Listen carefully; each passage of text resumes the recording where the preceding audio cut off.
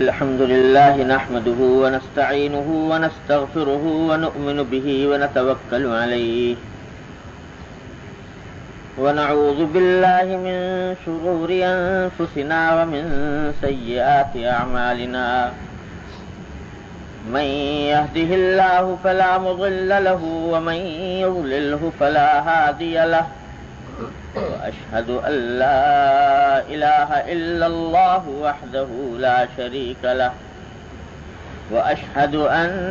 سيدنا وسندنا ونبينا ومولانا محمدا عبده ورسوله صلى الله تعالى عليه وعلى آله وأصحابه وبارك وسلم تسليما كثيرا. أما بعد، عن عائشة رضي الله تعالى عنها قالت: ما خير رسول الله صلى الله عليه وسلم بين أمرين قط إلا أخذ أيسرهما ما لم يكن إثما،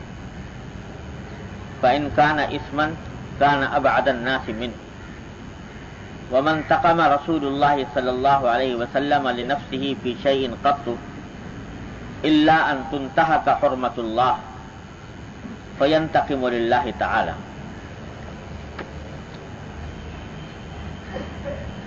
یہ ایک حدیث ہے حضرت عائشہ صدیقہ رضی اللہ تعالیٰ عنہ سے مروی ہے،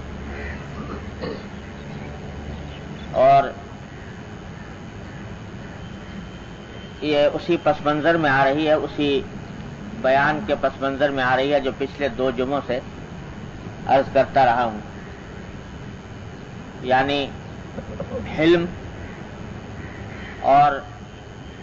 غصہ نہ کرنا اور عفو و درگزر، یہ جو اس کی فضیلتیں بیان کی گئی ہیں پچھلے 2 بیانات میں، کہ ایک مسلمان کو حلیم ہونا چاہیے، غصے سے حتی الامکان پرہیز کرنا چاہیے، معاف کرنے کو اپنا شعار بنانا چاہیے، انتقام نہ لے تو بہتر ہے. یہ ساری باتیں جو کہی گئیں، اس میں یہ بات ہمیشہ یاد رکھنی چاہیے کہ یہ اس وقت ہے جبکہ اپنا کوئی ذاتی دنیاوی مفاد وابستہ ہو، تو اپنا ذاتی دنیاوی مفاد چھوڑتے ہوئے معافی سے کام لے لے تو یہ ثواب ہے، بڑی فضیلت کی چیز ہے. میرا اپنا ذاتی حق تھا اور ذاتی دنیاوی مفاد تھا، مالی مفاد تھا، لیکن میں نے اللہ کے لیے ایک بندے کو معاف کر دیا، یہ بڑے ثواب کا کام ہے. لیکن جہاں اپنا ذاتی مالی مفاد کے علاوہ دوسروں کے مفاد کا سوال آ جائے یا اللہ کے کسی حق کا معاملہ آ جائے تو وہاں معاف کرنا، درگزر کرنا جائز نہیں. یہ معافی اور درگزر اسی وقت ہے جبکہ اپنا ذاتی مالی مفاد ہے. فرض کرو کہ ایک شخص نے چوری کی اور چور اس کے بارے میں آپ جانتے ہیں کہ یہ صرف میرے گھر چوری نہیں کی اس نے، بلکہ یہ عادی قسم کا چور ہے، اور اگر اس کو خاطر خواہ سزا نہ دی گئی، پکڑا نہ گیا تو یہ اور لوگوں کے اوپر حملے کرے گا، ڈاکے ڈالے گا، لوگوں کے حقوق تباہ کرے گا. تو جب دوسروں تک اس کے شر پہنچنے کا اندیشہ ہو تو اس وقت میں پھر حلم اور عفو و درگزر کا معاملہ درست نہیں. اس صورت میں پھر واجب ہے کہ اس کی اطلاع دی جائے اور اس کو کیفر کردار تک پہنچایا جائے تاکہ اس کو دوسروں کے حقوق غصب کرنے کی جرأت نہ. اپنا حق چھوڑ دیا کوئی بات نہیں، معاف کر دیا، اللہ کے ہاں انشاءاللہ اس کا اجر ملے گا، لیکن دوسرے انسانوں کا حق نہیں. یہی وہ باتیں ہیں دین کی جن کو قرآن کریم میں کہا گیا تلک حدود اللہ، یہ اللہ کی مقرر کی ہوئی حدود ہیں، ایک حد تک ایک کام ٹھیک ہے، اس سے آگے بڑھ جائے گا تو برا ہو جائے گا۔ اب وہ درگزر بڑی اچھی بات ہے، لیکن ایسے موقع پر ہو جائے جہاں پر کہ دوسروں کو نقصان پہنچنے کا اندیشہ ہے، تو پھر وہ قابل معافی نہیں ہے۔ حدیثوں میں آتا ہے کہ اگر آپ کسی مسلمان کو کسی برائی میں مبتلا دیکھیں تو اس کی پردہ پوشی کرنے کا بڑا ثواب ہے۔ حدیث میں رسول کریم صلی اللہ علیہ وسلم نے ارشاد فرمایا کہ جو شخص کسی مسلمان کے کسی عیب کی پردہ پوشی کرے، اس کو رسوا نہ کرے، تو اللہ تبارک و تعالیٰ اس کے عیوب کی ایسے دن پردہ پوشی فرمائے گا، یعنی آخرت میں، جبکہ اس کے رسوائی کا بڑا اندیشہ ہو کہ تو نے میرے بندوں کی پردہ پوشی کی، آج میں تیری پردہ پوشی کروں گا، تیرے عیوب کو کی خاطر تجھے رسوا نہیں کروں گا قیامت کے دن۔ اللہ تعالیٰ نے اتنا اس کی فضیلت رکھی۔ لیکن یہ پردہ پوشی اسی وقت ہے جبکہ کسی ایسے عیب کی پردہ پوشی ہو جس سے دوسروں کے حقوق متعلق نہیں، وابستہ نہیں۔ ایک آدمی تنہائی میں بیٹھا ہوا کوئی گناہ کر رہا ہے، ایسا گناہ جس کا اثر اس کی ذات کی حد تک محدود ہے، دوسرے آدمی تک نہیں پہنچا، تو آپ نے اس کی پردہ پوشی کر لی، کسی کو بتایا نہیں، تو یہ ثواب ملے گا انشاءاللہ۔ لیکن وہ تنہائی میں ایسا جرم کر رہا ہے جس کا اثر دوسروں تک پہنچنے والا ہے، ڈاکہ ڈالنے کا منصوبہ بنا رہا ہے بیٹھا ہوا، ملک کے خلاف بغاوت کرنے کا منصوبہ بنا رہا ہے بیٹھ کر، یا کوئی ایسی کارروائی کر رہا ہے جس سے دوسروں کو نقصان پہنچنے کا اندیشہ ہے، دھوکہ بازی کی، تو اس صورت میں پردہ پوشی جائز نہیں، اس کو وہاں تک پہنچانا ضروری ہے۔ تو حلم اور غصہ نہ کرنا، معاف کر دینا، درگزر کرنا، پردہ پوشی کرنا، یہ سب اس وقت تک ہے جہاں اپنی ذات کے دنیاوی حق وابستہ ہوں، وہاں ہے، باقی آگے نہیں۔ اسی کو فرمایا حضرت عائشہ صدیقہ رضی اللہ تعالیٰ نے اس حدیث میں، جو فرماتی ہے دو عادتیں بیان فرمائی نبی کریم صلی اللہ علیہ وسلم کہ آپ کی دو مبارک عادتیں تھیں۔ پہلی عادت تو یہ تھی، فرمایا کہ ما خیر رسول اللہ صلی اللہ علیہ وسلم بین امرین قط الا اخذ ایسرہما، جب بھی حضرت صلی اللہ علیہ وسلم کو دو چیزوں میں کوئی اختیار دیا گیا کہ چاہے تو یہ کام کر لیں، چاہے تو یہ کام کر لیں، تو آپ نے ہمیشہ ان میں سے جو آسان کام ہوا اس کو اختیار کر دیا۔ دو راستے ہیں اور دو طریقے ہیں سامنے، اور دونوں کھلے ہوئے ہیں، دونوں جائز ہیں، دونوں پر عمل کرنا ممکن ہے، ایک میں آسانی ہے، ایک میں مشکل ہے۔ تو حضرت صلی اللہ علیہ وسلم نے ہمیشہ آسان راستے کو اختیار فرمایا، مشکل راستے کو چھوڑ دیا۔ معلوم یکن اسمن، جب تک کہ وہ آسان راستے میں گناہ نہ ہو۔ ہاں گناہ ہو، فإن کان اسمن کان ابعد الناس منہ، اگر اس آسانی کے راستے میں گناہ ہو تو گناہ کو سے آپ سب سے زیادہ دور تھے، اور ایسے راستے کو اختیار فرمانا ممکن ہی نہیں تھا، کتنا ہی آسان کیوں نہ ہو، جس میں گناہ ہے، جس میں نبی اللہ تبارک و تعالیٰ کے حکم کے خلاف ورزی ہے۔ لیکن دو راستے ہیں، دونوں جائز ہیں، اور دونوں میں سے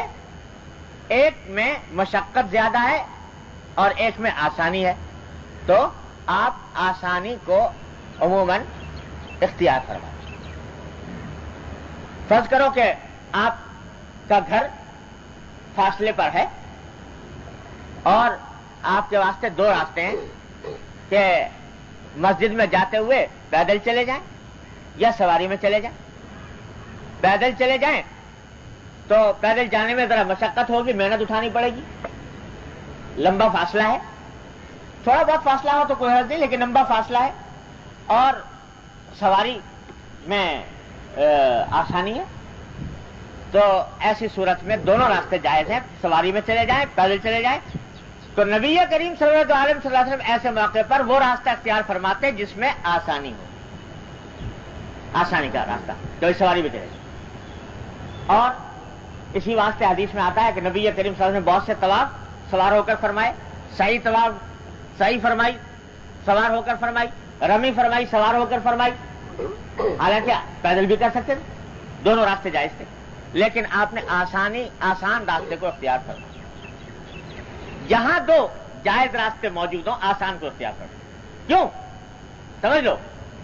ایک تو یہ کہ بلا وجہ اپنے اوپر مشقت ڈالنا یہ اپنے نفس کے حق کے خلاف ہے. اللہ تعالیٰ نے یہ جان جو ہمیں عطا فرمائی ہے یہ بھی ہماری اپنی نہیں ہے, یہ بھی ہمارے پاس امانت ہے. یہ جسم ہمارے پاس امانت ہے, یہ روح ہمارے پاس امانت ہے, یہ آنکھ, یہ ناک, یہ اعضاء, یہ سب ہمارے پاس امانت ہے اللہ تبارک و تعالیٰ کی دی ہوئی. لہذا ان کا بھی حق ہے. اس لیے فرمایا ان لنفسک علیک حق, تمہارے اپنی جان کا تمہارے اوپر حق ہے. تو یہ جب تمہارے پاس امانت ہے تو اس کو بلا وجہ مشقت میں ڈالنا اور بلا وجہ اس کے اوپر زیادہ سختی کرنا یہ کوئی پسندیدہ عمل نہیں, اللہ تعالیٰ کو پسند نہیں. آسان کام کرو تاکہ اس کے اوپر زیادہ مشقت نہ پڑے. تو اور جب کوئی آدمی مشقت کا راستہ اختیار کرتا ہے تو بسا اوقات اس کو اللہ تعالیٰ کو ناگوار ہوتا ہے اور پھر ایسی مشقت میں مبتلا ہو جاتا ہے کہ اللہ بچائے, اللہ تعالیٰ حفاظت فرمائے, وہ برداشت نہیں ہوتی انسان. حضور اقدس نبی کریم سرور دو عالم صلی اللہ علیہ وسلم ایک مرتبہ ایک سفر میں تشریف لے جا رہے تھے تو جاتے ہوئے دیکھا رمضان کا زمانہ تھا. آپ نے رمضان کے اندر جب سفر کر رہے ہوں تو سفر کے بارے میں حکم یہ ہے کہ اگر معمولی سا سفر ہے, زیادہ مشقت نہیں ہے, پھر تو بہتر یہ ہے کہ روزہ رکھے. افطار کرنا بھی جائز ہے لیکن روزہ رکھنا افضل ہے. لیکن اگر مشقت کا سفر ہے جس میں بہت زیادہ دقت ہونے کا اندیشہ ہے تو اس میں پھر روزہ رکھنا افضل نہیں ہے. افضل یہ ہے کہ افطار کرے تاکہ مشقت نہیں. تو آپ نے روزہ افطار فرمایا, روزہ نہیں رکھا تھا. سخت گرمی کا زمانہ, عرب کی گرمی, رمضان کا موسم, سفر ہے, اور سفر کوئی آج کل کا تو نہیں ہے کہ ایئر کنڈیشن کوچ میں آدمی سفر کر رہا ہے, وہ صحراؤں کا سفر, ریگستانوں کا سفر. تو حضرت صلی اللہ علیہ وسلم افطار کر,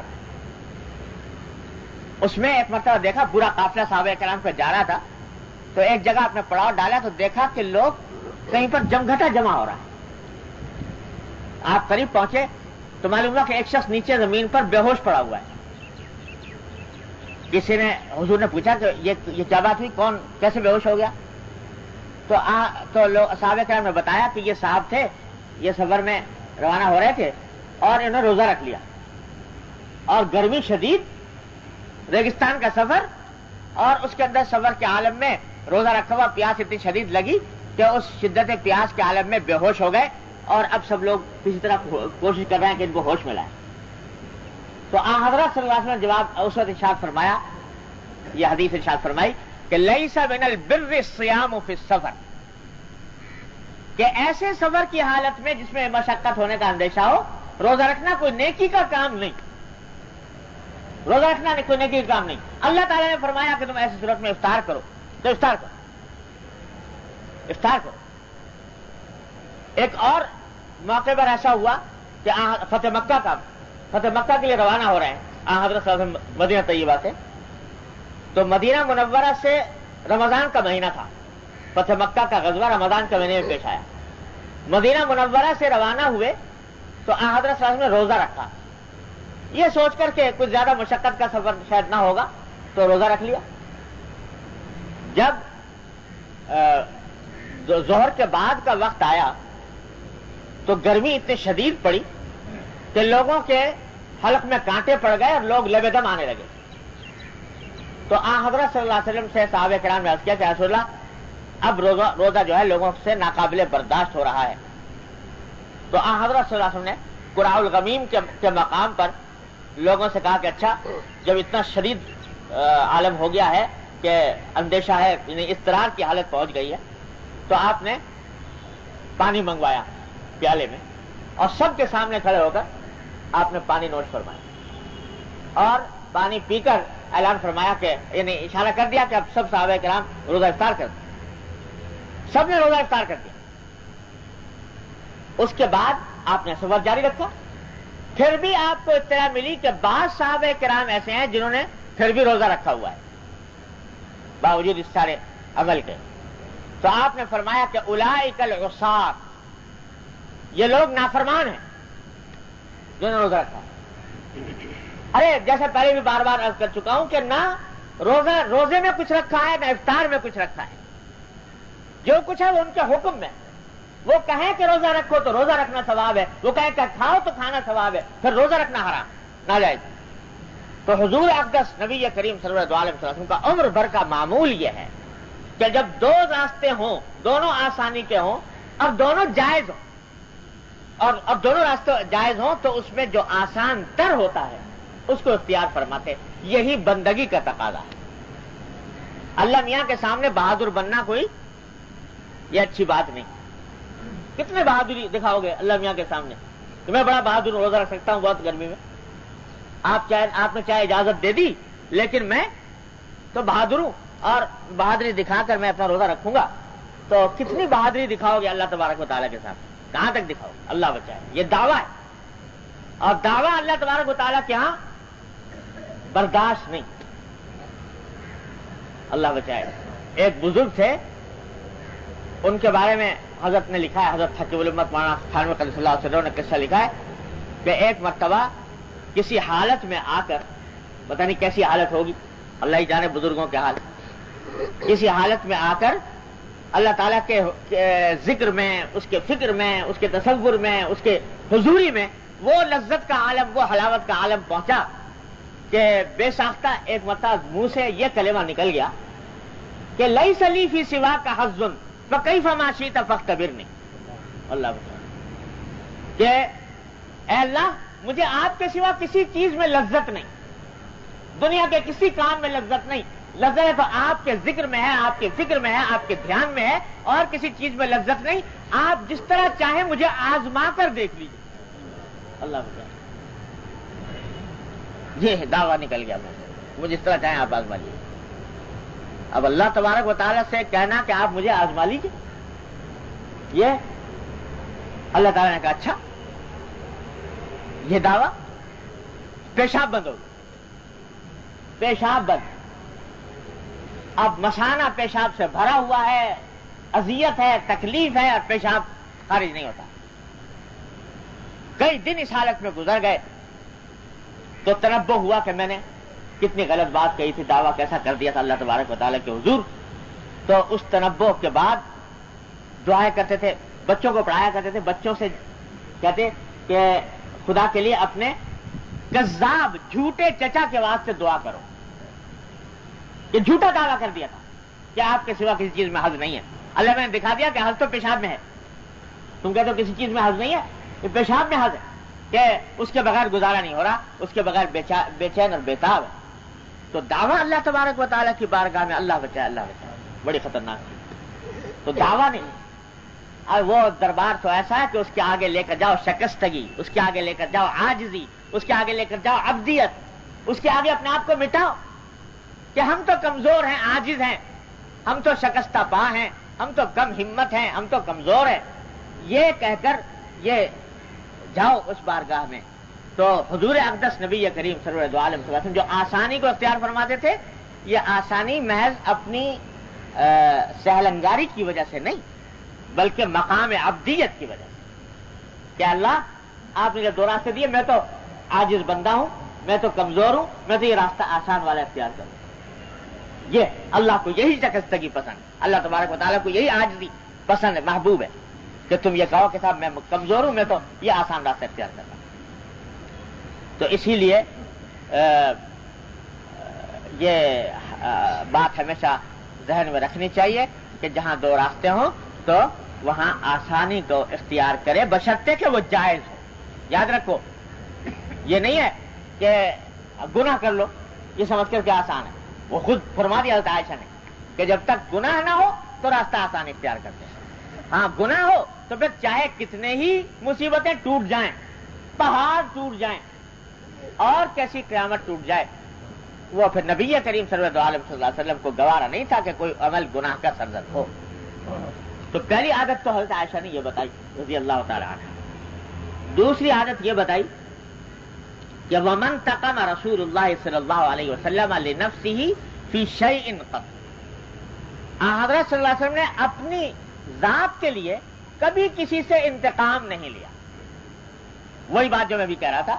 کہ اپنے ذاتی دنیاوی مفاد کی خاطر, مفاد کو کسی نے نقصان پہنچایا اور اس نقصان کی وجہ سے انتقام لیا، اور رسول اللہ صلی اللہ علیہ وسلم نے ایسا ساری عمر کبھی نہیں کیا. جس کا ساتھ معاملہ پیش آیا معاف کیا، درگزر کیا اپنی ذات. لیکن الا ان تنتهك حرمت اللہ، ہاں جہاں اللہ تبارک و تعالی کی حرام کی ہوئی چیزوں اور اللہ تبارک و تعالی کی جو حرمت والی چیزیں ہیں ان کی بے حرمتی اگر کی جائے تو پھر فینتقم للہ تعالی، اس وقت میں آپ انتقام لیتے اللہ کے لیے. سزا اگر کسی کو دیتے، کسی کو تکلیف پہنچاتے تو وہ اللہ کے لیے ہوتی، اس واسطے کہ اللہ کی حرام کی ہوئی چیز کو کسی نے حلال کیا. اس وقت میں حضرت صلی اللہ علیہ وسلم اس وقت میں انتقام لیتے. کب؟ دو صورتوں میں یاد رکھو، صرف 2 صورتیں ہیں. ایک یہ کہ کوئی شخص حرام کام کا ارتکاب کر رہا ہے اور ڈھٹائی سے کر رہا ہے، نادانی میں کر گیا، غفلت میں کر گیا، نادانی میں بھول چوک ہو گئی، تو اس وقت میں غصہ نہیں آتا آپ کو. جیسے آپ نے پیچھے مرتبہ واقعہ سنا عربی کا، مسجد میں پیشاب کر رہا ہے لیکن آپ نے اس کو ڈانٹا تک نہیں، بلا کر نرمی سے سمجھا دیا. لیکن کوئی شخص گناہ کر رہا ہے ڈھٹائی سے یا بے پرواہی سے، تو اس وقت میں آپ نے غصے کا اظہار فرمایا. ایک تو وہ موقع، ایک وہ موقع کہ جہاں کوئی شخص غلط کام ایسا کر رہا ہے جس سے دوسرے اللہ کے بندوں کو تکلیف پہنچ رہی ہے، اس موقع پر آپ نے غصے کا اظہار فرمایا. چنانچہ اس کے واقعات حدیث میں یہ آگے بیان فرمائے ہیں. تو عن ابی مسعود عقبۃ بن عمرو البدری رضی اللہ تعالی عنہ قال جاء رجل الى النبي صلی اللہ علیہ وسلم. حضرت ابو مسعود بدری رضی اللہ تعالی عنہ روایت کرتے ہیں کہ ایک شخص حضور اقدس نبی کریم سرور دو عالم صلی اللہ علیہ وسلم کی خدمت میں حاضر ہوا اور آ کر اس نے کہا کہ انی لاتاخر عن صلاۃ الصبح من اجل فلان مما یطیل بنا. اس نے آ کر یہ شکایت کی کہ حضور میں جس محلے میں رہتا ہوں وہاں ایک صاحب امام ہیں، نماز پڑھاتے ہیں، تو میں جب رات کو تھکا ہارا پہنچتا ہوں، سارے دن محنت کرنے والے لوگ تھے، کھیتوں ویتوں پہ محنت کرتے تھے دن بھر، اور عشاء کے وقت نماز پڑھتے تھے، عشاء کی نماز کے انتظار میں رہتے تھے کہ جلدی سے جلدی سو جائیں کیونکہ آخر شب میں اٹھنا ہوتا تھا. تو وہاں عرب میں دستور یہ تھا کہ عشاء کا انتظار کرنا بھی لوگوں کے لیے گراں ہوتا تھا، اتنی نیند آتی تھی مغرب کے بعد، گھروں میں چراغ تک نہیں تھے. تو اس حالت میں عشاء کی نماز پڑھنے کے لیے جاتا ہوں تو امام صاحب جو ہیں وہ کوئی لمبی سورت شروع کر دیتے ہیں اور اتنی لمبی نماز پڑھاتے ہیں، اتنی لمبی نماز پڑھاتے ہیں کہ دیر بہت لگ جاتی ہے، اور اس کی وجہ سے جب دیر ہو جاتی ہے تو صبح کو آنکھ دیر سے کھلتی ہے، اور اس کا نتیجہ یہ ہے کہ نماز صبح کی نماز میں پہنچ نہیں پاتا صحیح طریقے پر. تو انہوں نے آ کر یہ شکایت کی حضور اقدس صلی اللہ علیہ وسلم کہ میں نماز صبح میں پہنچنے سے دیر ہو جاتی ہے، اس واسطے کہ فلاں شخص جو ہمیں امامت کرتے ہیں وہ بہت لمبی نماز پڑھاتے ہیں. تو حضرت ابو مسعود فرماتے ہیں فما رأيت النبي صلی اللہ علیہ وسلم غضب في موعظة قط اشد مما غضب يومئذ. جب آپ نے یہ شکایت سنی تو حضرت ابو مسعود فرماتے ہیں کہ میں نے ساری عمر حضرت صلی اللہ علیہ وسلم کو کسی نیک کام کا حکم دیتے ہوئے اتنا غضبناک نہیں پایا جتنا اس دن پایا، جتنا اس دن میں نے آپ کو غصے میں دیکھا کہ ان صاحب کو بلا کر آپ نے ڈانٹا جو لمبی نماز پڑھاتے تھے، اور فرمایا کہ یا ایھا الناس ان منکم منفرین، اے لوگوں تم میں سے بعض لوگ ایسے ہیں جو لوگوں کو دین سے بیزار کرنے والے ہیں، نفرت میں مبتلا کرنے والے ہیں، بھگانے والے ہیں دین سے. فَأَيُّكُمْ أَمَّا النَّاسَ فَلْيُوجِزْ، جو شخص امامت کرے تو وہ اختصار سے کام لے، لمبی چوڑی ایسی نماز نہ پڑھائے جس سے کہ تکلیف ہو. فَإِنَّ مِن وَرَائِهِ الْكَبِيرَ وَالصَّغِيرَ وَذَا الْحَاجَةِ، کیونکہ امام جب نماز پڑھاتا ہے تو امام کے پیچھے ہر طرح کے لوگ ہوتے ہیں، بوڑھے بھی ہوتے ہیں، بچے بھی ہوتے ہیں، حاجت مند بھی ہوتے ہیں جن کو جلدی سے جلدی فارغ ہو کے کہیں جانا ہے. تو آپ نے لمبی شروع کر دی، اب وہ پیچھے کوئی حاجت مند ہے جس کو جلدی جانا ہے وہ پریشان ہو رہا ہے. تو جو مسنون مقدار ہے قرات کی، مسنون مقدار جو حضور اقدس صلی اللہ علیہ وسلم عام طور سے پڑھا کرتے فجر میں اتنی، زور میں اتنی، عصر میں اتنی، اس سے زیادہ پڑھنا اور اس سے زیادہ لوگوں کو اکتاہٹ میں مبتلا کرنا یہ ناجائز ہے۔ تو اب دیکھیے یہاں غلطی ان صاحب نے کی، یہاں آپ نے ان کو معاف نہیں فرمایا بلکہ اس میں غصے کا اظہار فرمایا، یہاں حلم کا اظہار نہیں، یہاں غصے کا اظہار۔ کیوں؟ اس واسطے کہ ان کے اس عمل سے دوسروں کو تکلیف پہنچ رہی تھی، دوسروں کا حق پامال ہو رہا تھا۔ تو جہاں بھی دوسروں کا حق پامال ہو رہا ہو، دوسروں کو تکلیف پہنچ رہی ہو، وہاں پر حلم نہیں، وہاں پر بلا کر اس جتنا بھی ہے اس غلطی کو دور کرنا ضروری ہے۔ وہاں پر غصے کا اظہار وہ غصے کا صحیح محل۔ یہ کوئی ایسے موقع پہ غصہ کرنا کوئی بری بات نہیں، کیونکہ دوسرے لوگوں کا حق پامال ہو رہا ہے۔ اور یہ میں بار بار آپ سے عرض کر چکا ہوں کہ نبی کریم سرور دو عالم صلی اللہ علیہ وسلم کو سب سے زیادہ اہتمام اس بات کا تھا کہ کسی شخص سے دوسرے کسی اللہ کے بندے کو ادنا تکلیف نہ پہنچے۔ یہ ایمان کا سب سے بڑا تقاضا ہے کہ انسان کی ذات سے دوسرے کو تکلیف نہ پہنچے۔ جہاں ایسا ہوتا ہے نا آپ اس کے اوپر غصے کا اظہار کریں۔ حضرت معاذ بن جبل رضی اللہ تعالیٰ عنہ ایک مشہور صحابی ہیں اور نہایت ہی محبوب صحابی ہیں حضور اکرم صلی اللہ علیہ وسلم، آپ کو بہت محبت تھی حضرت معاذ رضی اللہ تعالیٰ عنہ، اور ایسی محبت اور کے جذباتی الفاظ جو حضور اقدس صلی اللہ علیہ وسلم نے حضرت معاذ کے بارے میں کہے ہیں شاید کسی اور صحابی کے بارے میں نہیں کہے، اتنی محبت تھی آپ نے حضرت معاذ، لیکن ان کو ایک جگہ امام مقرر کر دیا تھا آپ نے۔ وہ بھی عشاء کی نماز میں جاتے تو جا کے بہت لمبی قرات شروع کر دیتے، اور اس میں روایت میں آتا ہے کہ انہوں نے ایک مرتبہ رات کو گئے تو سورہ بقرہ شروع کر دی عشاء کی نماز۔ لوگوں نے آ کر شکایت کی کہ رسول اللہ یہ جا کر انہوں نے اتنا لمبی نماز شروع کر دی، ہم لوگ کسان لوگ ہیں، سارا دن محنت کرتے ہیں، ہمیں بڑی دقت ہوئی۔ تو کہاں تو معاذ اتنے محبوب ہیں حضور اقدس صلی اللہ علیہ وسلم کو کہ ان کے ساتھ محبت کے الفاظ ایسے استعمال فرمائے جو کسی اور کے لیے نہیں کیے، اور کہاں ان کو بلا کر ڈانٹا، فرمایا افتان انت یا معاذ، یا معاذ کیا لوگوں کو فتنے میں ڈالنا چاہتے ہو، فتنہ پیدا کرنا چاہتے ہو، جو تم اتنی لمبی نماز پڑھا رہے ہو وہاں جا کر، کبھی ایسا مت کرو، ڈانٹ کر ان کو روک۔ یہ اس واسطے کہ دوسروں کا حق متعلق ہو۔ حضور اقدس صلی اللہ علیہ وسلم کا یہ عام معمول تھا، اہتمام تھا اس بات سے کہ دوسروں کو تکلیف نہ۔ ہمارے حکیم الامت حضرت مولانا اشرف علی صاحب تھانوی قدس اللہ سرہ، اللہ تعالیٰ نے ان کو اس دور میں انبیاء علیہ السلام کا وارث بنایا تھا، حضور اقدس صلی اللہ علیہ وسلم کا وارث۔ تو وہ فرماتے ہیں، حضوری کی سنت کا بیان کرتے ہوئے فرماتے ہیں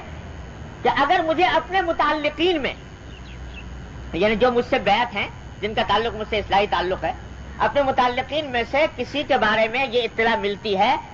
کہ اس نے وظیفے میں معمولات میں کچھ کمی کر دی یا چھوڑ دی، تو مجھے اتنا دکھ نہیں ہوتا۔ یہاں تک کہ فرماتے ہیں کہ اگر پتہ چلے کہ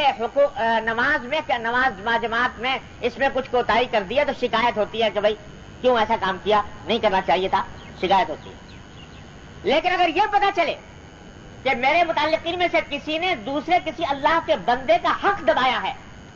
یا اس کو تکلیف پہنچائی ہے تو مجھے اس سے نفرت ہو جاتی ہے۔ صرف اتنی بات نہیں کہ شکایت ہو، نفرت ہو جاتی ہے۔ وہاں شکایت ہوتی ہے، یہاں نفرت ہو جاتی ہے۔ یہ اس واسطے کہ حضور اقدس صلی اللہ علیہ وسلم کا عام معمول یہ تھا کہ دوسرے کو تکلیف سے بچانے کا اہتمام کیا۔ تو حضرت صلی اللہ علیہ وسلم کا یہ عمل بتایا کہ جہاں دوسرے کو تکلیف پہنچ رہی ہے وہاں حلم نہیں، وہاں عفو درگزر۔ اور دوسرا عمل یہ کہ جہاں اللہ کے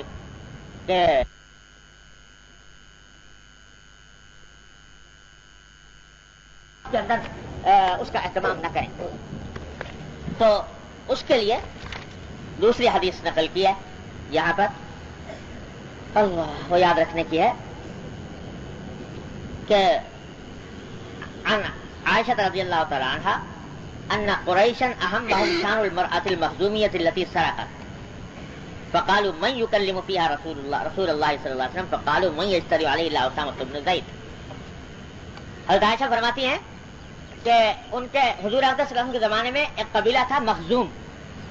اس قبیلہ مخزوم کی ایک عورت نے ایک مرتبہ چوری کر لی اور چوری ثابت ہو گئی اس کے خلاف،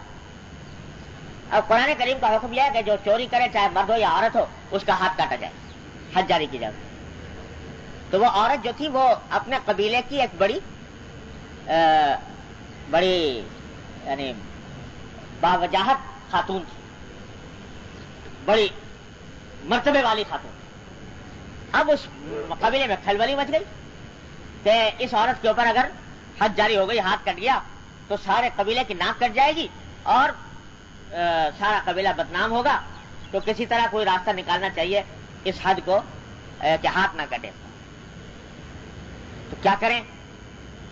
لوگوں نے کہا حضور افضل صلی اللہ علیہ وسلم سے سفارش کرائی جائے، کوئی ایسا محبوب آدمی حضور کا جو آپ جس سے آپ کو بہت محبت ہو، اس سے کہا جائے کہ وہ جا کر حضور سے سفارش کرے کہ اس عورت کا ہاتھ کاٹنے بند کر دیں۔ کس کو بلائیں؟ تو سب نے کہا کہ بھائی حضور افضل صلی اللہ علیہ وسلم کو سب سے زیادہ جو محبوب ہیں وہ اپنے متبنہ کے حضرت زید بن حارثہ کے صاحبزادے ہیں اسامہ، حضرت اسامہ بن زید،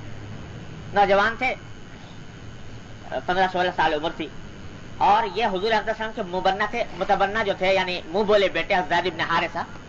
ان کو آپ نے اپنا منہ بولا بیٹا بنایا ہوا تھا، یہ ان کے بیٹے تھے۔ اور جیسے ہوتا ہے کہ بیٹے کی جب اولاد ہو جاتی ہے تو دادا کو اس سے پیار بہت ہوتا ہے، ہمارے اردو میں مثل مشہور ہے کہ اصل سے زیادہ بیاج پیارا ہو جاتا ہے، تو وہ اولاد جو ہے، اولاد کی اولاد جو ہے وہ بہت زیادہ محبوب ہو جاتی ہے۔ تو حضرت صلی اللہ علیہ وسلم کو بھی حضرت اسامہ ابن زید سے بڑی محبت، ہر وقت وہ لاڈ، جس طرح لاڈ کیا جاتا ہے اس طرح لاڈ پیار ہوتا تھا حضرت اسامہ ابن زید رضی اللہ تعالیٰ۔ تو لوگ انہوں نے کہا، قبیلے کے لوگوں نے کہ جا کر اسامہ ابن زید سے کہیں کہ وہ کس طرح حضور سے سفارش کر دیں کہ اس کو اور کوئی سزا دے دیں، کچھ جرمانہ کر دیں، کچھ کر دیں، مگر ہاتھ نہ کاٹیں۔ انہوں نے جا کر حضرت اسامہ سے بات کی۔ حضرت اسامہ نے سوچا کہ بھئی کسی کا ہاتھ کٹنے سے بچ رہا ہے، چلو کوئی بات نہیں۔ وہ حضور افضل صلی اللہ علیہ وسلم کی خدمت میں گئے اور جا کر عرض کیا کہ رسول اللہ ایک گزارش کرنی ہے، آپ وہ جو عورت ہے اس نے چوری کر لی، اس سے غلطی ہو گئی، وہ بہت شرمندہ ہے، پریشان ہے، تو آپ اس کا ہاتھ کاٹنا موقوف کر دیجئے، ہاتھ کاٹنے کی سزا کچھ اور سزا دے دیجئے اس کو۔ بس روایت میں ہے کہ اتنا کہنا تھا کہ نبی کریم سرور دو عالم صلی اللہ علیہ وسلم کا چہرہ انور سرخ ہو گیا مجھ سے،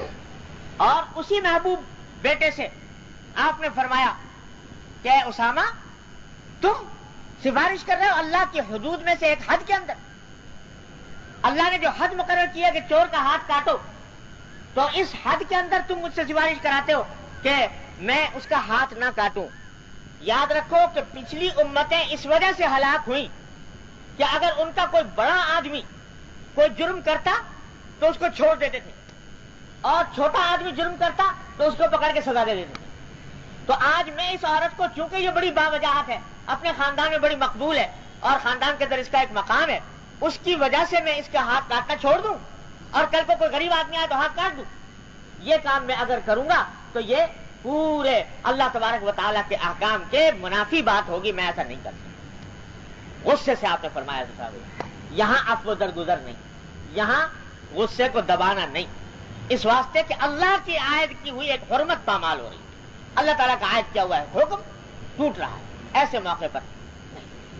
پھر حضور افضل صلی اللہ علیہ وسلم استقامت سے ڈٹ کر اس کا مقابلہ فرماتے۔ تو چاہے کتنا ہی محبوب آدمی ہو، کتنا ہی پیارا آدمی ہو، لیکن جب اللہ کی عائد کی ہوئی کسی حد کو توڑ رہا ہے اور اس کو پامال کرنا چاہتا ہے، اللہ کے نے جس چیز کے اندر حرمت رکھی ہے اس حرمت کو پامال ہو رہا ہے، ہوتی نظر آ رہی ہے، تو وہاں پر غصہ برمحل ہے، وہاں پر غصہ آنا چاہیے، اور اس صورت میں وہ حلم درگزر کا تقاضا یہ نہیں۔ تو یہ وہ موقع ہے۔ اسی قسم کا ایک واقعہ آگے حضرت عائشہ بیان فرماتی ہیں، ان عائشہ رضی اللہ تعالی عنہا قالت قدم رسول اللہ صلی اللہ علیہ وسلم من سفر وقد سترت صحوة لی بقرام فیہ تماثیل فلما رآہ رسول اللہ صلی اللہ علیہ وسلم حتقہ وتلون وجهه وقال یا عائشہ اشد الناس عذابا عند اللہ یوم القیامة الذین یضاہون بخلق اللہ۔ حضرت عائشہ صدیقہ رضی اللہ تعالیٰ عنہ بیان کرتی ہیں کہ حضرت صلی اللہ علیہ وسلم ایک سفر میں تشریف لے گئے۔ اس سفر میں جب آپ واپس تشریف لانے والے تھے تو جیسے خواتین کو عام طور سے شوق ہوتا ہے اپنے گھر کو سجانے کا، گھر کو ذرا آراستہ پیراستہ کرنے کا، تو وہ کہنے لگی کہ ہمارے گھر میں ایک طاق سا تھا، بڑا سا وہ دروازہ تھا جس کے اوپر، تو میں نے سوچا کہ اس طاق کے اوپر کوئی پردہ ذرا خوبصورت سا لٹکا دیا جائے تو ذرا دیکھنے میں اچھا لگے گا۔ تو میں ایک پردہ کہیں سے لے آئی، اس پردے پر تصویریں بنی، اور بعض روایات میں آتا ہے کہ تصویر تھی گھوڑے کی، اور وہ ایسا گھوڑا تھا جس کے اوپر پر بنے ہوئے تھے، گھوڑا تھا اور گھوڑے کے ساتھ پر بھی بنے ہوئے تھے، جیسے لوگ بعض اوقات حضرت صلی اللہ علیہ وسلم کے براق کی تصویر بناتے ہیں لوگ، ایسی خیالی کہ براق ایسا ہوتا تھا، تو اس قسم کا ایک گھوڑا بنا ہوا تھا، اس پردے کے اوپر تصویر بنی ہوئی تھی، ذرا خوبصورت سا تھا، تو میں نے لا کر وہ اپنے اس طاق کے اوپر لٹکا دیا، ذرا زیب و زینت کے لیے، آرائش کے لیے اچھا لگے گا دیکھنے میں۔ حضرت صلی اللہ علیہ وسلم جب سفر سے واپس تشریف لائے اور گھر کے اندر داخل ہونے لگے تو سامنے نظر آیا پردہ لٹکا ہوا، اس میں تصویر تھی۔ فرماتی ہیں عائشہ رضی اللہ تعالیٰ عنہا کہ حضرت صلی اللہ علیہ وسلم کا چہرہ انور کا رنگ بدل گیا، اس کو دیکھ کر چہرے پر غصے کے آثار ظاہر ہو گئے، چہرے کا رنگ بدل گیا۔ اور یہاں حدیث مختصر ہے، دوسری روایتوں کے اندر آتا ہے کہ جب آپ نے یہ کہا میں نے دیکھا کہ چہرے انور پر تغیر آ گیا، غصہ محسوس ہو رہا ہے، تو میں نے فوراً حضرت صلی اللہ علیہ وسلم سے پوچھا کہ یا رسول اللہ میں آپ کے غضب سے اور اللہ کے غضب سے پناہ مانگتی ہوں، یہ فرمائیے کہ مجھ سے کیا غلطی ہوئی۔ پناہ پہلے مانگی، غلطی بعد میں پوچھی، یعنی پہلے ادب دیکھیے عائشہ رضی اللہ تعالیٰ عنہا، پہلے پناہ مانگی کہ میں آپ کے اللہ کے غصے سے پناہ مانگتی ہوں، بتائیے مجھ سے کیا غلطی ہوئی تاکہ میں اس کی تلافی کروں۔ تو حضرت صلی اللہ علیہ وسلم نے فرمایا کہ یہ جو پردہ تم نے لٹکایا ہے اس کے اندر تصویر ہے، اور اس تصویر کی موجودگی میں اس گھر میں داخل نہیں ہوں۔ تو فرمایا کہ حضرت صلی اللہ علیہ وسلم نے فرمایا کہ اے عائشہ، اشد الناس عذابا یوم القیامت الذین یضاہون بخلق اللہ، جن لوگوں کو آخرت میں شدید ترین عذاب ہوگا ان لوگوں میں سے ہیں وہ لوگ جو اللہ کی تخلیق کے ساتھ مشابہت اختیار کرتے ہیں، یعنی تصویر بناتے ہیں، مصور، وہ سخت ترین عذاب ان لوگوں کو ہوگا۔ اور یہ فرمایا کہ جس گھر میں کسی ذی روح کی تصویر ہو اس میں اللہ کے فرشتے، رحمت کے فرشتے داخل نہیں ہوں، تو پہلے اس کو ہٹاؤ، اس پردے کو، تب میں داخل ہوں۔ چنانچہ بعض روایات میں آتا ہے کہ حضرت عائشہ سے کہا کہ تم ہٹاؤ، بعض میں آتا ہے کہ خود اپنے ہاتھ سے اس پردے کو ہٹا دیا اور ہٹا کر اس کو ختم کر دیا، اور پھر آپ اندر تشریف لے گئے۔ اب دیکھیے، ایک طرف تو حال یہ ہے، فرما رہے ہیں کہ خیارکم خیارکم لنسائہم وانا خیرکم لنسائی، تم میں سب سے بہتر وہ ہیں جو اپنی بیویوں کے ساتھ اچھا معاملہ کریں، اور میں اپنی بیوی کے ساتھ سب سے اچھا معاملہ کرنے والا ہوں۔ حضور یہ فرما رہے ہیں، ان کی دلداری، ان کا خیال، ان کے آرام کا، ان کے راحت کا، ان کے دلجوئی کا قدم قدم پر خیال حضور اقدس صلی اللہ علیہ وسلم فرماتے ہیں۔ ایک طرف تو یہ ہے، اور ایک طرف یہ ہے کہ ایک تصویر والا پردہ گھر میں لٹکا دیا بیوی نے، تو گھر میں داخل ہونا گوارا نہیں فرمایا جب تک کہ اتار نہ لے، اور اس کو چہرہ انور پر تغیر آ گیا۔ کیوں؟ اس واسطے کہ اس موقع پر خاموش رہ جانا اور اس موقع پر درگزر کر دینا، اس سے اللہ کے عائد کیے ہوئے حکم کی خلاف ورزی ہو رہی تھی، اللہ کے ایک ناجائز کام کی ہمت افزائی ہو رہی تھی، اس واسطے آپ نے اس کو گوارا نہیں فرمایا، ہٹا نہیں لوگی اس وقت تک داخل نہیں ہوگی۔ یہ ہے حضور اقدس صلی اللہ علیہ وسلم، اسی واسطے یہ بتلانے کے لیے لا رہے ہیں یہ حدیث امام نووی رحمۃ اللہ علیہ کہ حلم اور درگزر اپنی جگہ، لیکن جو تمہارا فرض ہے کہ اپنے گھر والوں کی اور اپنے بچوں کی اصلاح کی فکر کرو، ان کو گناہوں سے بچاؤ، اس میں یہ حلم اور درگزر عاہل نہ ہونا چاہیے، بلکہ اس موقع پر یہ کام۔ اب اندازہ کر لیجیے، آج کل ایک وبا ہے تصویر کی، اللہ بچائے، گھر گھر پھیل گیا ہے یہ عذاب، کوئی گھر خالی نہیں رہا اس تصویر کی مصیبت سے۔ آپ نے دیکھ لیا صحیح بخاری کی حدیث ہے، صحیح مسلم کی حدیث ہے، اس کے صحت میں کوئی کلام نہیں کہ حضور اقدس صلی اللہ علیہ وسلم نے اپنے گھر میں داخل ہونا گوارا نہیں فرمایا جب تک کہ ہٹا نہ لے۔ کسی بھی جاندار کی تصویر رکھنا سجانے کی غرض سے، یہ اس کو حضور اقدس صلی اللہ علیہ وسلم نے گوارا نہیں فرمایا، ناجائز قرار دیا، اس کے اوپر وعیدیں اختیار فرمائی، ارشاد فرمائی۔ ایک حدیث میں ہے کہ لعن رسول اللہ صلی اللہ علیہ وسلم المصور، رسول کریم صلی اللہ علیہ وسلم مصور پر لعنت فرمائی۔ اور یہ حدیث آپ نے دیکھی، اشد الناس عذاب یوم القیامت الذین یضاہون بخلق اللہ۔ اور ایک حدیث میں فرمایا کہ جو لوگ تصویر بناتے ہیں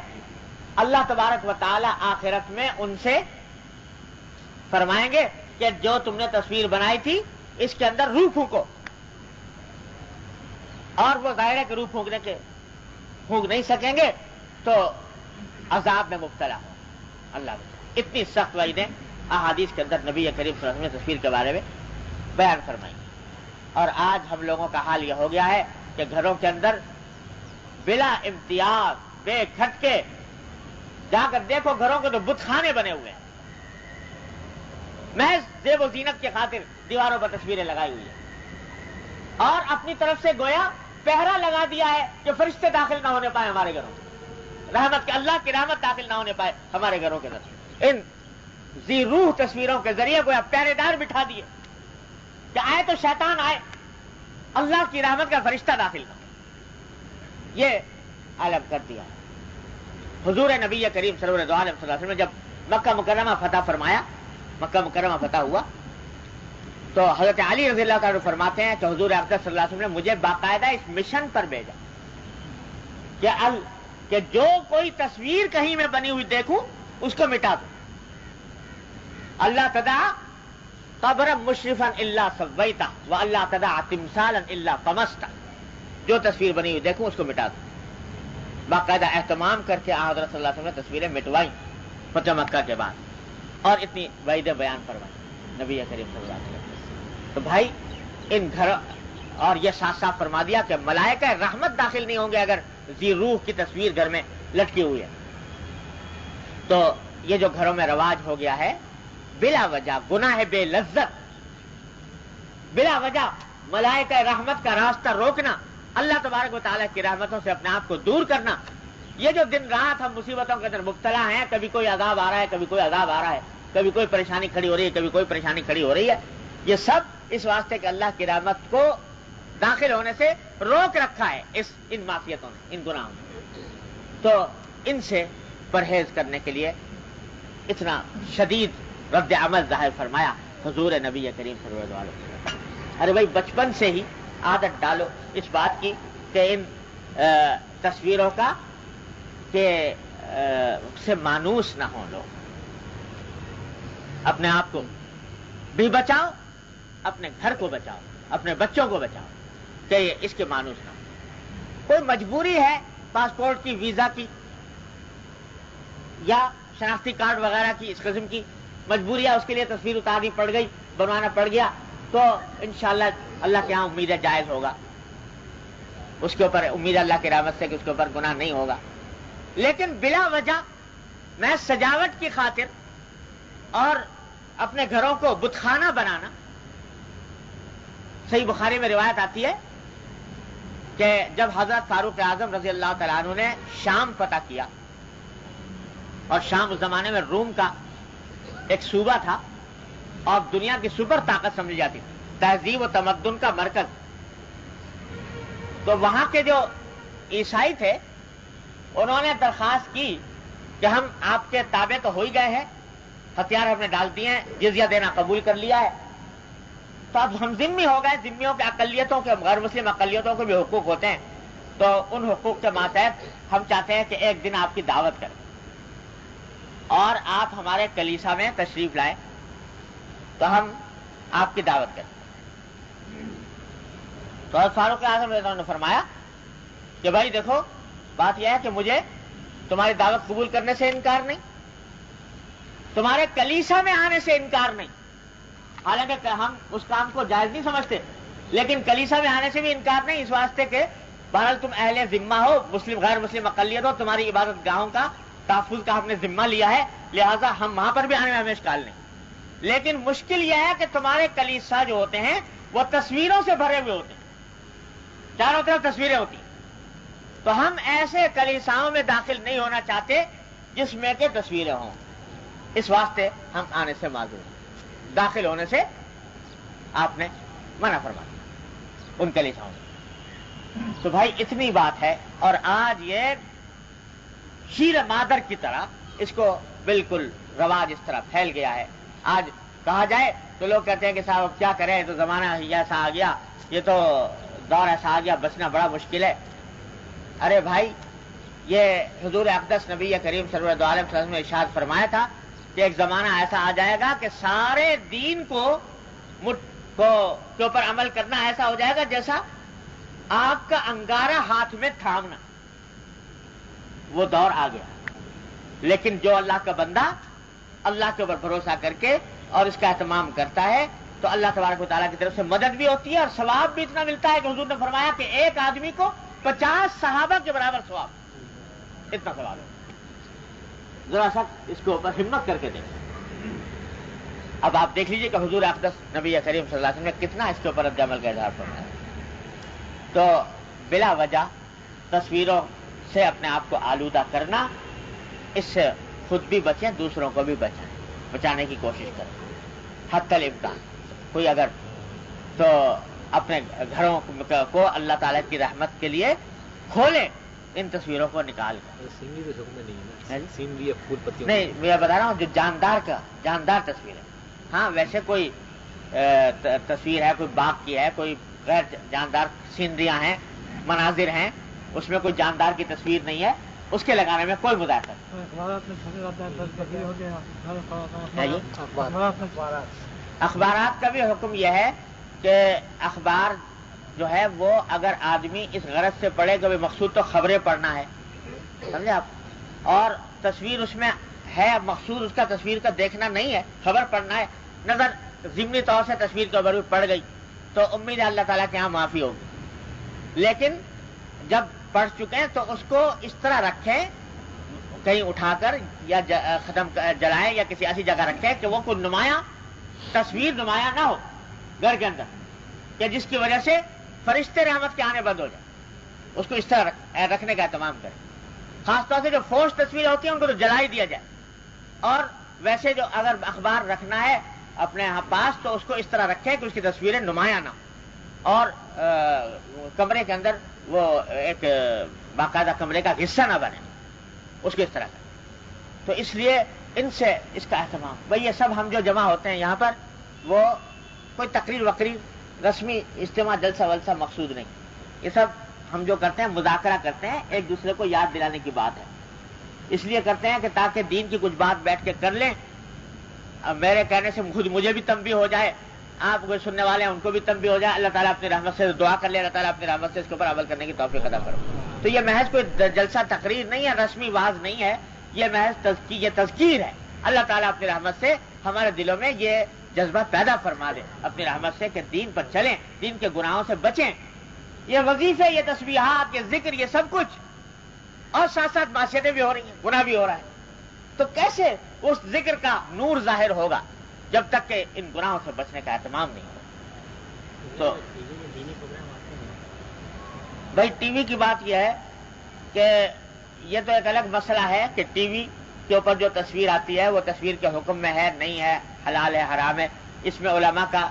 اختلاف ہے۔ ہمارے دور میں علماء کی دو رائے ہیں، بعض حضرات کہتے ہیں کہ وہ تصویر ہے وہ بھی، اور جب تصویر ہے تو اور تصویروں کی طرح وہ بھی ناجائز ہے،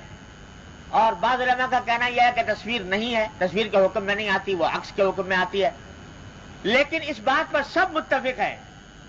کہ اس وقت بحالت موجودہ ٹی وی کی جو کیفیت ہے وہ پتہ نہیں کتنے گناہوں کا مجموعہ ہے، کتنے منکرات کا مجموعہ ہے۔ اس میں نامحرم عورتوں کا سامنے آنا، اس میں موسیقی، اس میں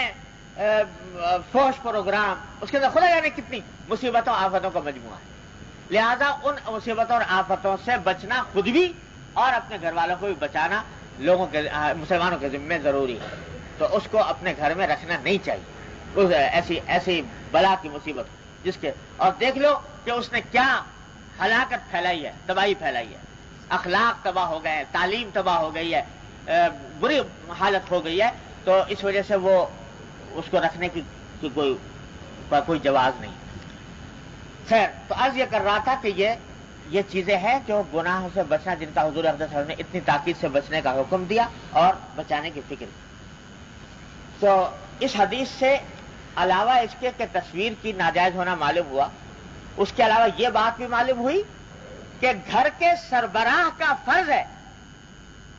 کہ وہ اپنے گھر میں ہونے والے گناہوں کی خبر رکھے۔ بچے بیوی اگر گناہ کا کام کر رہے ہیں تو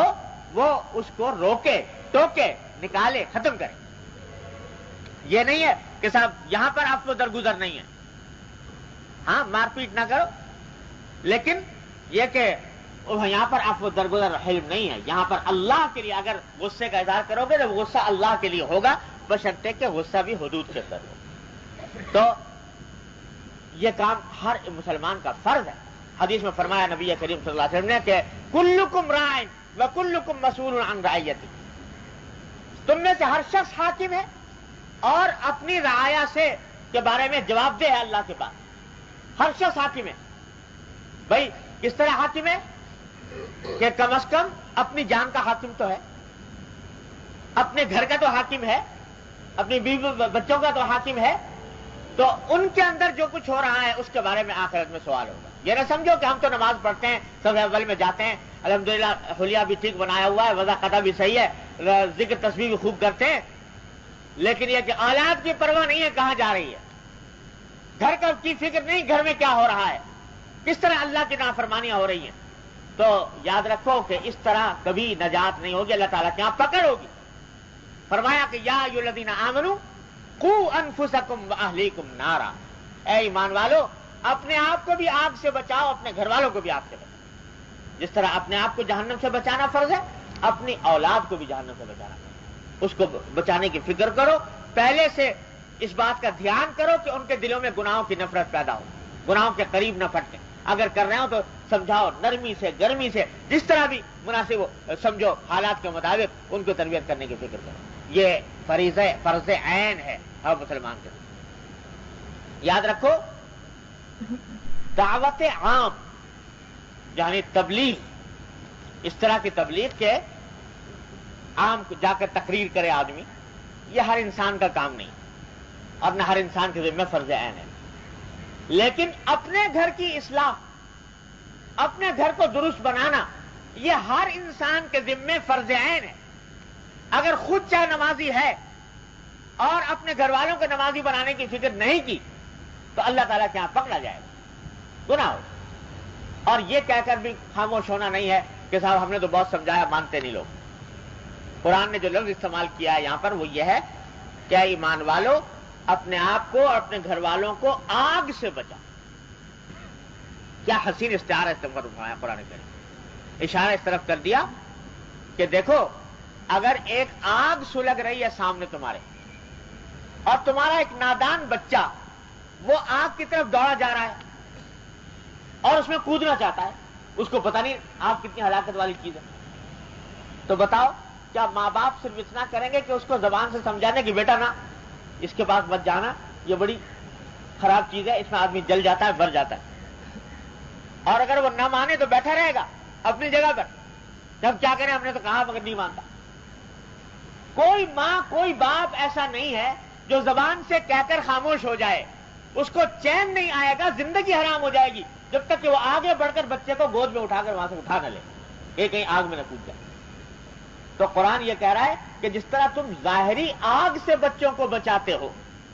اسی طرح جہنم کی آگ سے بچانے کی فکر کرو کہ اگر وہ اس راستے کے اوپر جا رہے ہیں تو ان کو روکو، آگے بڑھ کر روکو، محض زبان سے ایک دو مرتبہ کہہ دینا کافی نہیں، یہ فکر پیدا کرو۔ مگر مصیبت یہ ہے کہ اولاد کی تعلیم کی فکر ہے کہ بھئی اعلیٰ تعلیم حاصل ہو جائے، اولاد کی معیشت کی فکر ہے کہ اس کو اچھی نوکری مل جائے، اولاد کی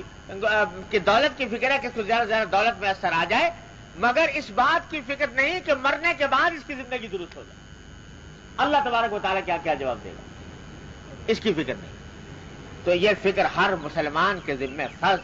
واجب اور اس کا اہتمام ضروری ہے. اس میں حلم و عفو و درگزر نہیں, اس میں واجب ہے کہ آدمی ان کی اصلاح کی فکر کرے. اگر غصے کی ضرورت ہے غصہ بھی کرے اور اس کے اندر اپنا اثر و رسوخ استعمال کرے, جیسا کہ حضور اقدس صلی اللہ علیہ وسلم نے یہاں پر حضرت عائشہ کے سامنے کیا کہ سر انور متغیر ہو. اور بھائی ایک بات یہ ہے کہ قرآن کریم نے فرمایا ہے اپنے گھر والوں کے لیے یہ دعا ضرور کرتے رہنا چاہیے ہر نماز کے بعد, ربنا هب لنا من ازواجنا وذریاتنا قرۃ اعین وجعلنا للمتقین اماما. کہ اللہ ہمیں ہماری بیوی, ہمارے لفظ استعمال کیا قرآن نے ازواج, یعنی بیوی کے لیے شوہر اور شوہر کے لیے بیوی. کہ اللہ ہمارے ازواج یعنی ہمارے جوڑے وہ اور ہماری اولاد وہ ہماری آنکھوں کی ٹھنڈک بن جائے اور اس طرح بن جائے کہ ہم متقیوں کے گھر کے سربراہ بنے, کہ ہمارے گھر متقیوں کا گھر ہو اور ہم متقیوں کے سربراہ بنے. حضور اقدس صلی اللہ علیہ وسلم نے فرمایا حدیث میں کہ اولاد کے اور بیوی بچوں کے اور ان کے آنکھوں کی ٹھنڈک ہونے کے معنی یہ ہے کہ انسان ان کو دیکھے کہ اللہ کی عبادت میں لگے ہوئے اور گناہوں سے پرہیز کر رہے ہیں, تقوی ان کے دل میں پیدا ہو رہا ہے. یہ ہے آنکھوں کی ٹھنڈک. تو یہ مانگو بہت کثرت سے. ویسے بھی اپنے الفاظ میں اللہ تعالیٰ سے دعا مانگتے رہنا چاہیے کہ یا اللہ ہمارے گھر والوں کو بھی دین پر چلنے کی توفیق عطا فرما, ان کو فرائض دینیہ بجا لانے کی, گناہوں سے بچنے کی توفیق عطا فرما. حضرت شیخ عبد الوہاب شعرانی رحمۃ اللہ علیہ فرماتے ہیں, بڑے درجے کے بزرگ ہیں, وہ فرماتے ہیں کہ ماں باپ اپنے اولاد کی دینی اصلاح کے لیے جو دعائیں کرتے ہیں اللہ تبارک و تعالیٰ کیا وہ دعائیں عموماً قبول ہوتی ہیں. ان کے قبول ہونے کا بڑی امید ہے. لہذا جس طرح اور دعائیں کرتے ہو, ان کے لیے صحت کی دعا کرتے ہو, ان کے لیے خوشحالی کی دعا کرتے ہو, اسی طریقے سے ان کے دین کی درستی کی دعا کرو اور ان دعاؤں کو اپنا معمول کے اندر شامل کرو اور نظر رکھو بچپن سے کہ یہ غلط راستے پر تو نہیں جا رہا, گناہوں کا کام تو نہیں کر رہا. جب یہ نظر رکھو گے اللہ تبارک و تعالیٰ کی رحمت سے امید ہے کہ اللہ تعالیٰ اس راستے پر لے آئیں گے. ہاں پھر بھی آدمی ہزار کوشش کرنے کے باوجود پھر نہ کامیاب ہو, انشاءاللہ اللہ کیا معذور ہوگا, لیکن کوشش کرنا فرض ہے ہر انسان کے لیے. یہ ہے خلاصہ جناب ان حدیث کا, اور اس کو چند لفظوں میں دوبارہ دوہرا دوں کہ حلم اور عفو و درگزر اس مقام سے متعلق ہے جہاں آدمی کا اپنا ذاتی دنیاوی حق ہو. جہاں دوسرے کے حق متعلق ہو جائیں وہاں نہیں, جہاں اللہ کے کسی حرام کو حلال کیا جا رہا ہو وہاں نہیں, وہاں پر بھی اہتمام کرنا ضروری ہے اور چاہے غصے کا استعمال کرنا پڑے اس کو ختم کرنا چاہیے. اور تیسرا یہ کہ اپنے گھر والوں اور اپنے بیوی بچوں کی اصلاح کی فکر کرنا بھی انسان کے ذمہ اتنا ہی ضروری ہے جتنا اپنی اصلاح کی فکر کرنا ضروری ہے. اللہ تعالیٰ اپنی رحمت سے ہم سب کو اس پر عمل کرنے کی توفیق عطا فرمائے. دعا فرمائے. اللہم صلی اللہ